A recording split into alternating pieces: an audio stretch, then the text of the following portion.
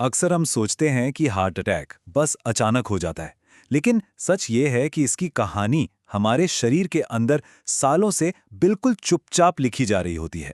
तो आज हम क्या करने वाले हैं? हम जाने माने न्यूट्रिशनिस्ट विवेक सिंह सिंगर की जो गहरी समझ है, जो उनकी रिसर्च है, उसके आधार पर इसके पीछे की साइंस को समझने की कोशिश करेंगे। जानेंगे कि आखिर हमारे अंदर चल क्या रहा होता है। तो देखिए, हम इस सफर की शुरुआत करेंगे दिल के कुछ ऐसे छिपे हुए खतरों से जिनके बारे में शायद हम सोचते भी नहीं। फिर हम थोड़ा और अंदर जाएंगे, ये समझेंगे कि धमनियों में आखिर ब्लॉकेज बनता कैसे है और हमारी कौन सी आदतें हैं जो इस आग में घी का काम करती हैं। और हाँ, सबसे ज़रूरी बात आखिर में कि इन सब से बचकर हम अपने दिल को फिर से सेहतमंद कैसे बना सकते हैं। तो चलिए शुरू करते हैं, और शुरुआत ही कुछ ऐसी बातों से होगी जो शायद थोड़ी चौंकाने वाली लगें। क्योंकि सच कहूं तो हार्ट अटैक के कुछ ट्रिगर वाकई में ऐसे हैं जिनके बारे में कोई सोच भी नहीं सकता। अब ये सवाल सुनने में तो एकदम बेतुका लगता है ना।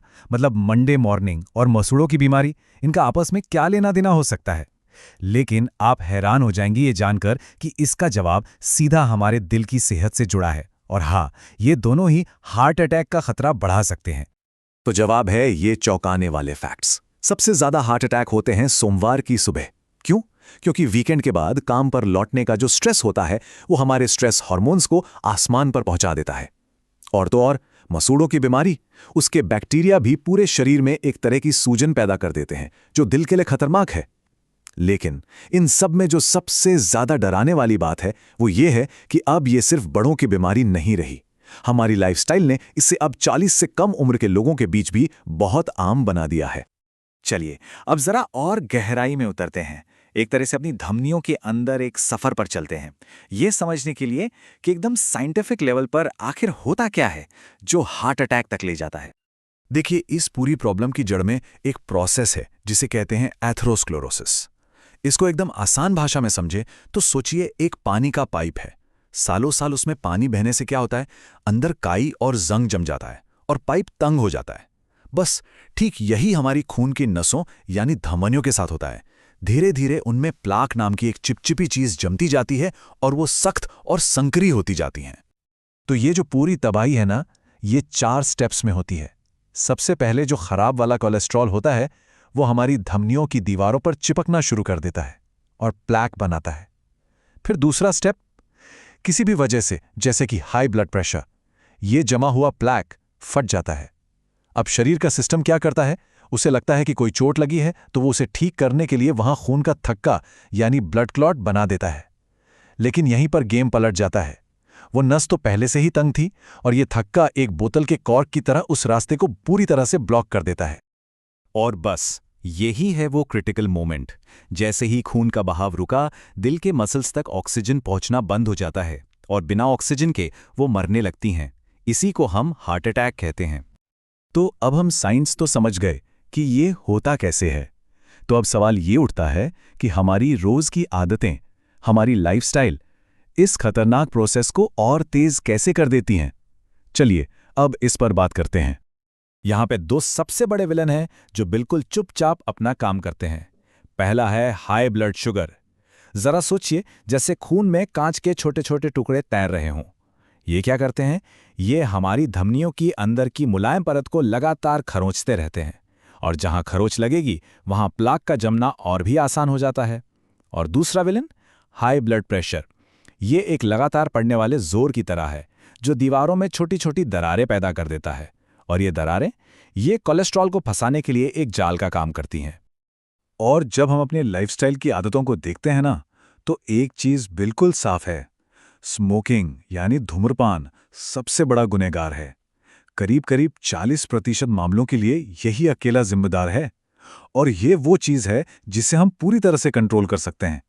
इसके बाद नंबर आता है हमारे खराब खानपान का, दिन भर बैठे रहने की आदत का और मोटापे का। ये तीनों मिलकर एक डेडली कॉम्बिनेशन बनाते हैं। और एक चीज जिसे हम अक्सर नजरअंदाज कर देते हैं वो है स्ट्रेस यानी तनाव।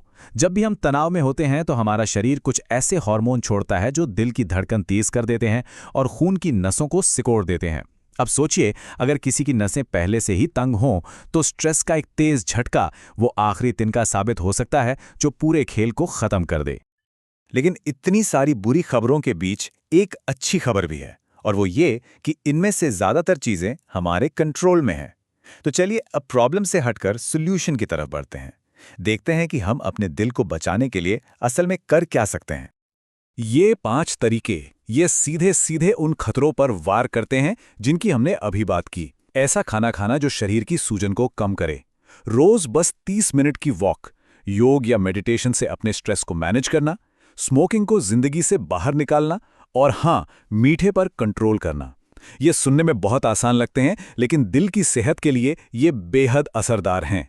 लेकिन सवाल उठता है कि उनका क्या, जिनकी हालत ऐसी है कि सिर्फ लाइफस्टाइल बदलने से काम नहीं चलेगा। उनके लिए भी अब कुछ ऐसे नए तरीके आ गए हैं जिनमें सर्जरी की जरूरत नहीं पड़ती। चलिए एक ऐसे ही तरीके पर नजर डालते हैं। इसका नाम है EECP थेरेपी। अब ये है क्या? देखिए, ये एक ऐसा ट्रीटमेंट है जिसमें कोई कट, कोई सर्जरी नहीं होती।